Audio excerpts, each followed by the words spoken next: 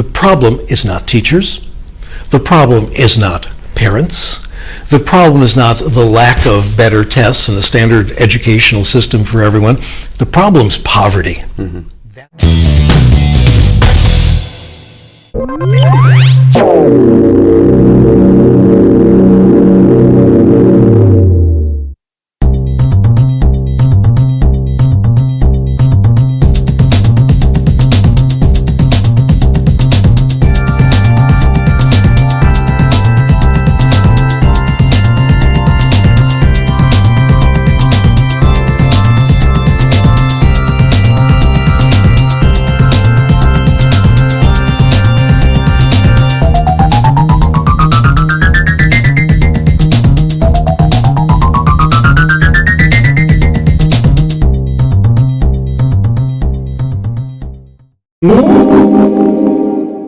I'm your host, Danny Brassell, and this is the show where we highlight the positive contributions of individuals throughout our community. And it is my joy and pleasure to have with me today a friend and mentor of mine, Professor Emeritus at the University of Southern California, and that is Dr. Stephen Krashen. Thank you so much for joining me today, Stephen. That's the name of the show? People Make a Difference? People Make a Difference. I might be in the wrong studio. I was prepared to do Getting Rich Through Real Estate. Oh, darn it. Oh, gosh. What's new in your world? Well, let me tell you how to get rich through real estate first, because I had that all prepared.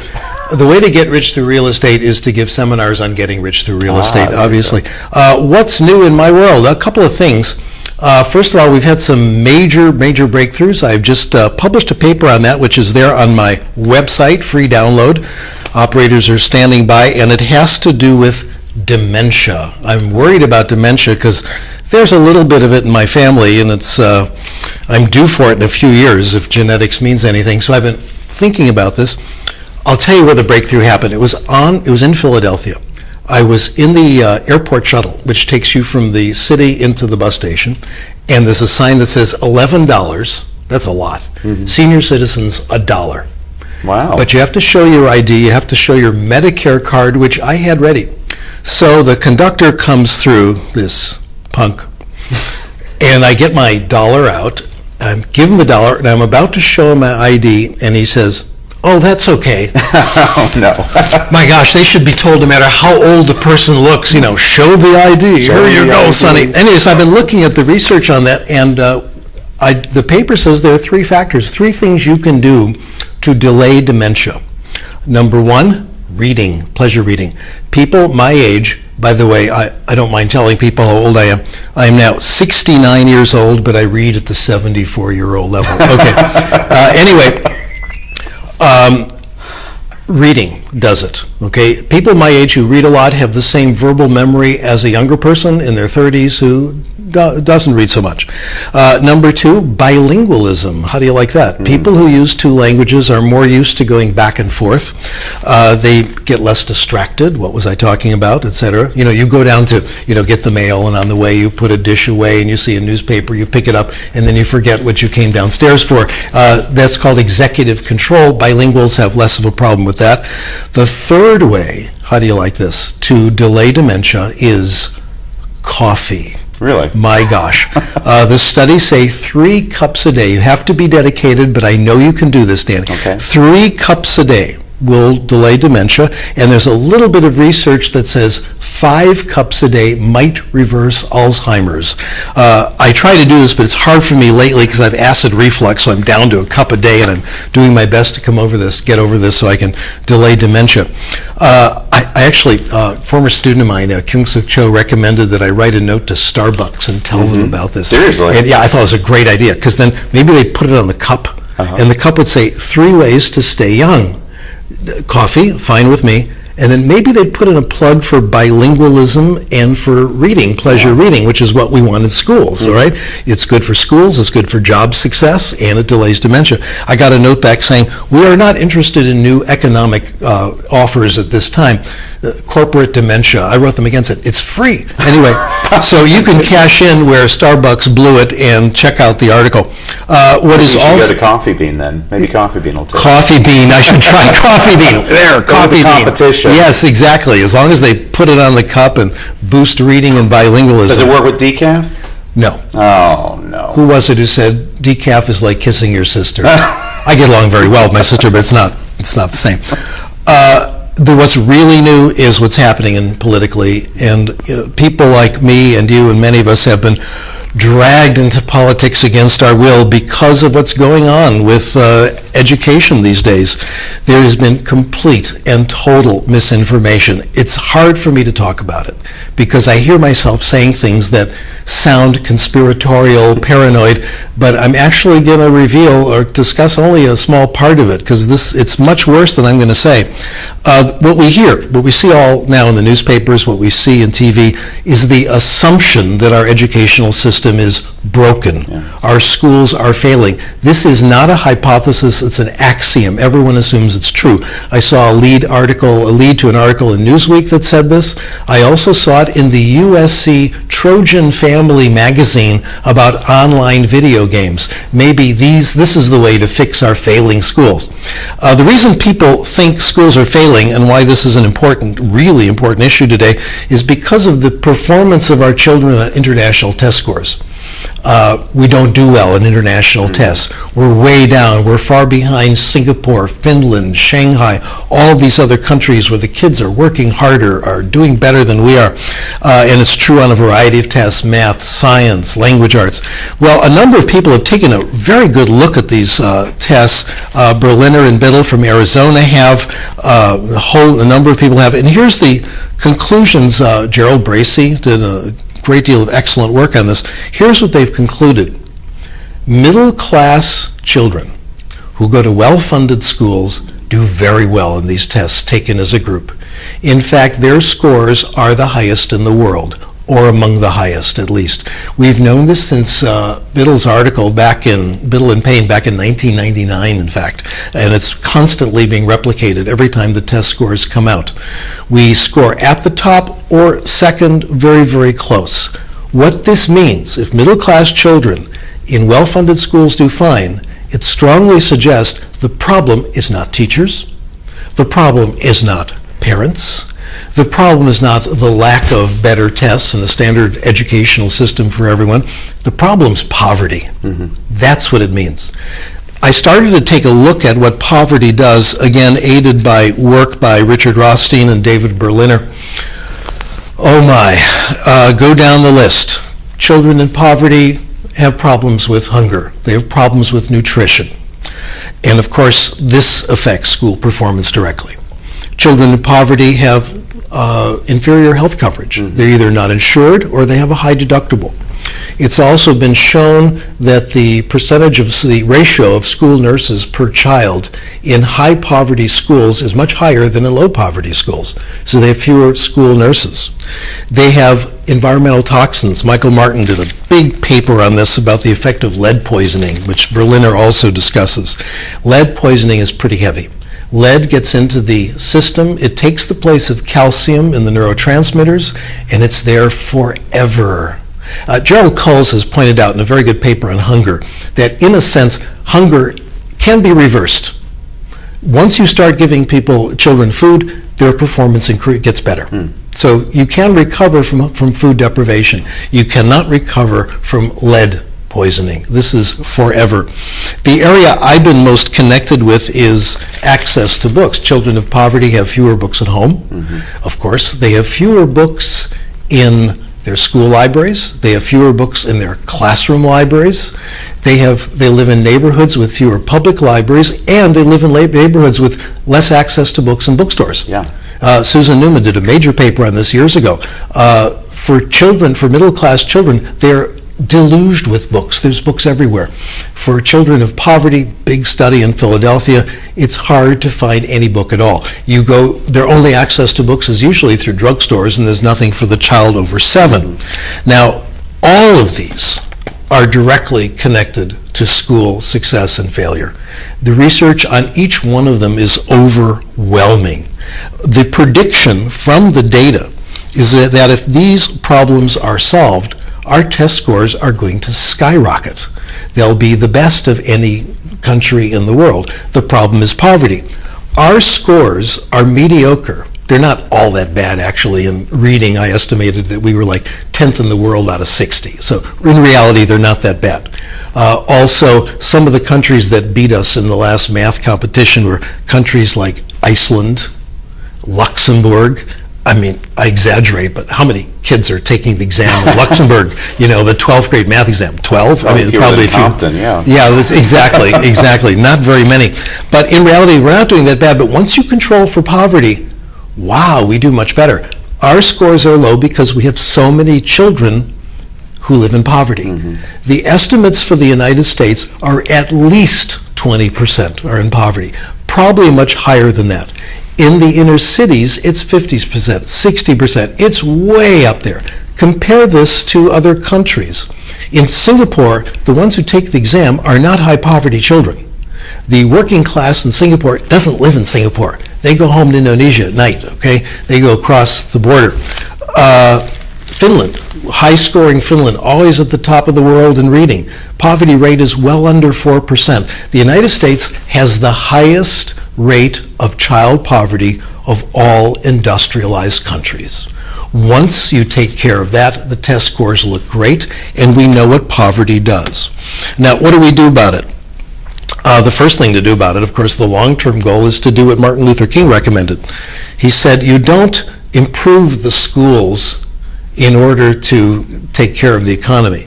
First, you take care of the economy. You put people to work, and then problems of education, problems of housing take care of itself, and the empirical data has supported what he said. Again, Berliner's work, David Berliner, just go to Google and you'll find all this stuff.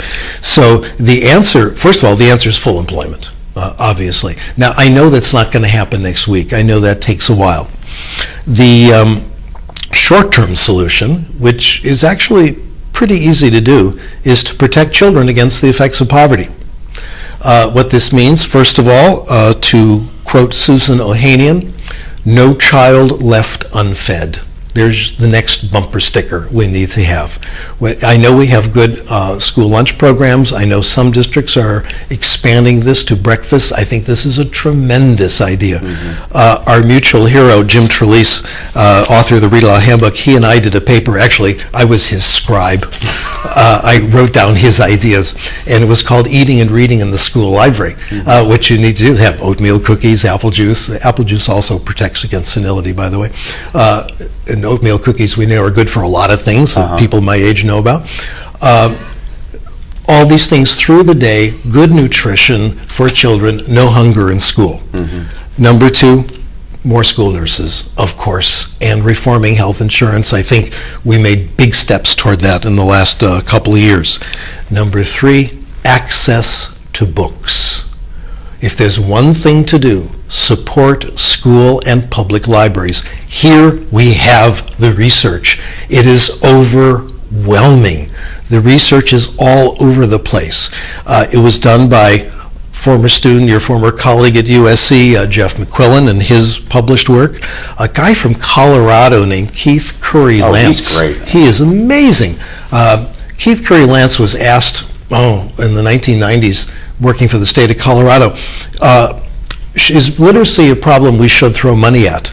And he did the research and found yes. Money put in a school library, controlling for anything else you like, the money put in the library results in higher reading scores. We have found the same thing with international studies. Warwick Ellie has found it. We have as well, and I'll come back to that point in a little while. Libraries, we have overwhelming evidence that libraries work. Here's how it works. Access to books means more reading. I know, not every child is going to read if we give them access to books, but we know that most of them will. People do like to read. It is very pleasant. And just because we have the suspicion some kids may not, doesn't mean we should deny them books, all right? So access to books generally means more reading. More reading means better reading, better writing, better spelling, better vocabulary knowledge, better grammar, better style in writing, everything that we look on as academic or the literacy of an educated person comes from pleasure reading. It lays the foundation to make academic writing and reading much easier to do. Well, and you said it there with access to pleasure reading, because Yes. I think that's a misconception too. Is what I see in schools isn't pleasure reading. It's one of the questions I always ask people is, "What was your favorite textbook as a child?" It's ridiculous that for the price of a brand new textbook, I could buy 15 Scholastic books that would actually get a kid interested in reading. And I know plenty of 7th grade boys. They will not read this textbook, but if I give them a manual on how to fix a Chevy, they'll memorize it from cover to cover because they're excited about that. Pleasure reading is the key. Pleasure reading is the key. We have evidence that it's true. We have experimental evidence. Children who are in sustained silent reading programs do better than kids who are in regular programs. Case histories are very exciting here.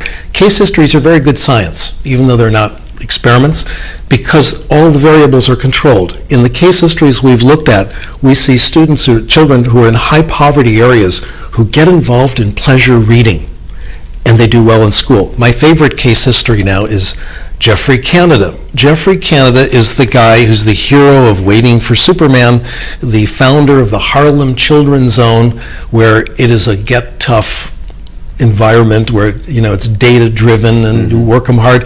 Well, I read his autobiography. There are two versions of it. One is the prose version, the other is the comic book version. I read the comic book version. Yeah. It was great. It was a beautifully written book about growing up in an atmosphere of heavy violence and how he managed to get through it.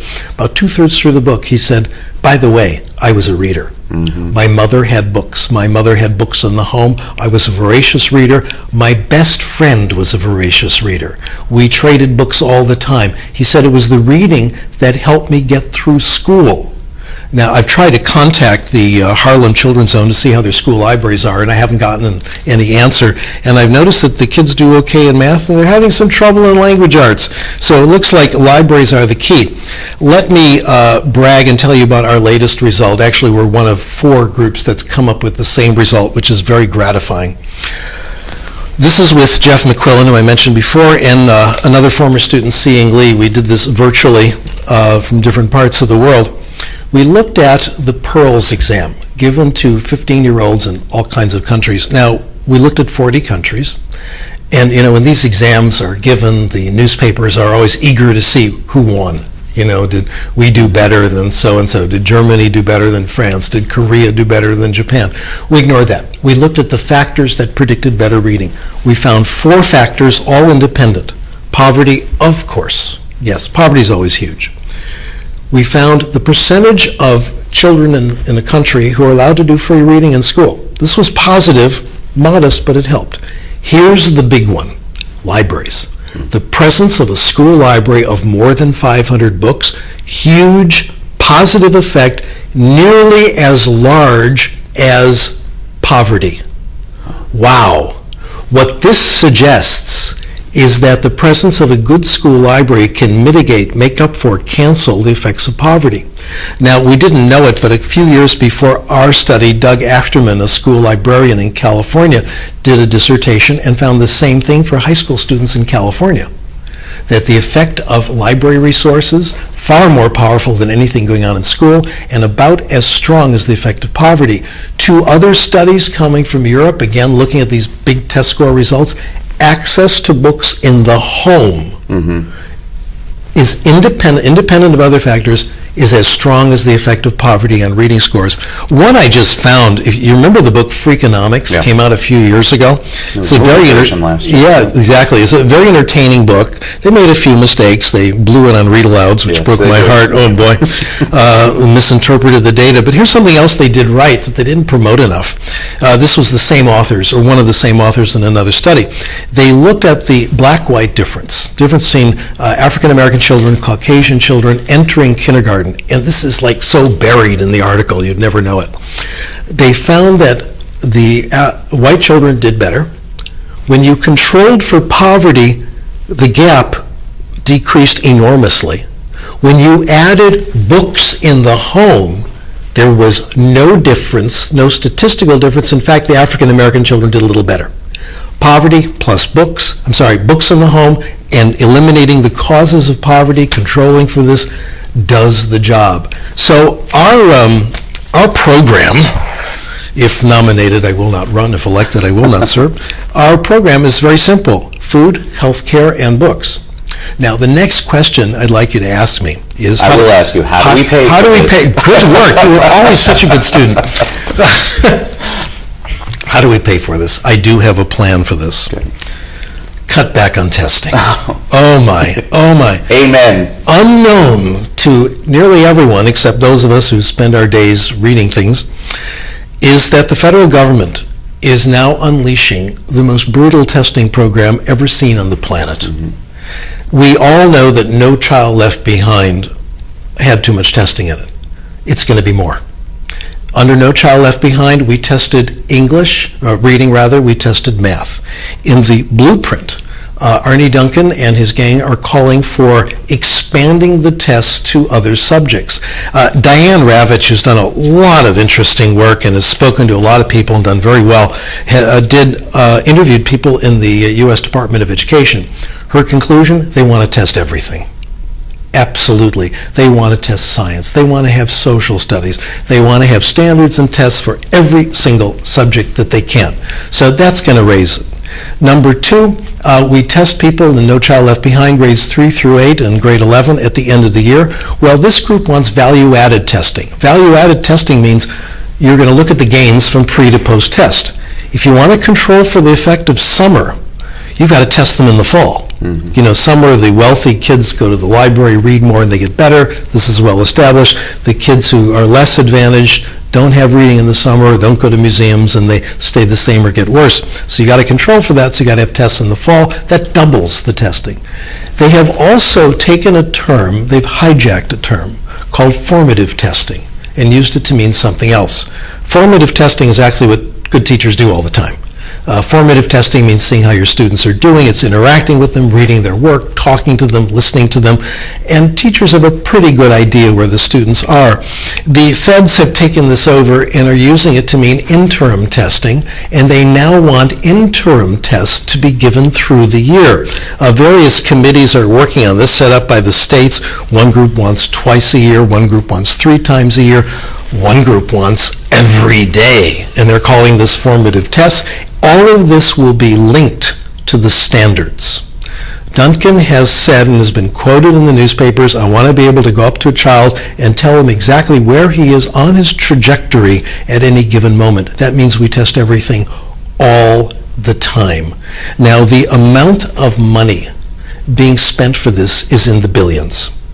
A small percentage of this can protect children against poverty. The expenditures are going to be enormous at a time when schools need the money so badly for other things. Protect kids against poverty, infrastructure, etc. My niece teaches in a high poverty school. Oh my, they've got to listen to her. They've got to listen to kids who come to school without breakfast. They've got to listen to schools where the science labs don't have any equipment, where the school library has no books. So we hear reports of no toilet paper in the bathroom, and these people want to bring in more tests. Number 1, there is no evidence these things are necessary. Mm-hmm. I wrote a paper which is on the website called NUT, No Unnecessary Testing.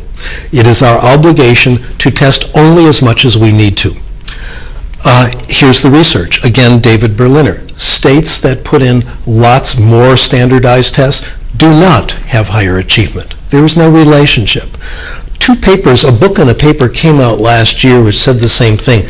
They looked at predictors of college completion and achievement. One of the predictors was high school grades, and that turned out to be fantastic. High school grades just about does it all. Doesn't matter where you went to high school. If you add the SAT, you add nothing to the predictive power. In other words, teacher evaluation is the best thing we've got going. It does everything we want tests to do. It's multiple measures because it's different people all the time using different methods. It's not one person, one teacher once. It's testing everything because teachers take everything into consideration. It does improvement, and it's done by a professional. A trained, experienced professional who sees the children every day rather than some distant stranger who's probably never spent a day alone in a room with 9-year-olds and has no idea what's going on in schools. What this means is teacher evaluation is the core. It's the best thing we've got. It's the most reliable, the most accurate. My proposal is, and I'm going to back off this in a moment, we dump them all. Yeah. All of them. all of NCLB testing, No Child Left Behind. We don't bring in new tests. We keep one standardized tests, just one. It's called the NAEP, and I think the NAEP is a good idea. People say, well, you need standardized tests so you know how the system's doing. Fair enough. Let's do the NAEP. The NAEP is not given to every child. It's given to samples. A state like California, maybe 2,000 children will take the NAEP. Not every year. It's given in twice in elementary school, once in 4th grade, 8th grade, once in high school. That's all. The children take a small part of it. The odds of any child taking any of it is remote. It's kind of like jury duty. That's what I was just going to say. I'm like, if jury duty works, that sounds... Exactly. It's the same thing. You can extrapolate from the scores you get of this group of children and get a sense of the whole very accurately. When you go to the doctor, they don't take all your blood. They take a sample. From the sample, you can extrapolate to see how the entire system is doing. The feds also say we need these tests so teachers will get feedback. Hey, if you need a standardized test from the government to see how your kids are doing, something is really, really wrong with your teaching. So we pull it way back. If we took that money, saving from tests, and we put it in libraries in high poverty areas. I've been doing this calculation. No Child Left Behind, the feds put in $26 billion a year. Take 2 years, and we know it doesn't work. Everyone now agrees. Reading First didn't work, all this stuff didn't work. You take, let's say 2 years of this, $50 billion. Invest it even at today's low interests. The interest will pay for books in high poverty areas for children forever, constantly increasing. Right now, the feds, the Bush administration, under the influence of Laura Bush, had a program for $18 million a year, which is like $5.10 total. I mean, for books for children in high poverty areas. It was renewed by the Obama administration. It comes out to about $1.50 per child for children in poverty, and they're canceling it. The House wants to cancel it. In the meantime... So they can no longer read just the first chapter of Treasure Island? Exactly. It's on the reading list. Exactly. At the same time, another program is being canceled, which I think should be, called Striving Readers, which has had a dismal track record. I've looked at all the research. It's done practically nothing. And they want to renew this for $200 million a year. The organizations are behind it. The feds want to get rid of it. This time I'm in favor.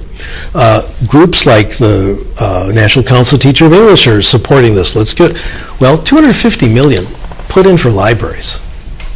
Oh boy, that would be one new book every year for each child in poverty. In a couple of years, we'd close the gap. So we can take care of all this very simply financially, protect children against poverty, reduce testing, life will be better. That's my answer to your question. What's new? I think it's great. I knew this was going to be fun. Okay. It's been my pleasure to have, again, my friend and mentor, former professor at USC, Dr. Stephen Krashen. You can find out more about his wonderful work at sdkrashen.com. There are people like him in the trenches every day making a difference, and you can make a difference also, folks. Remember, people make a difference every day. Thank you for joining us, and God bless.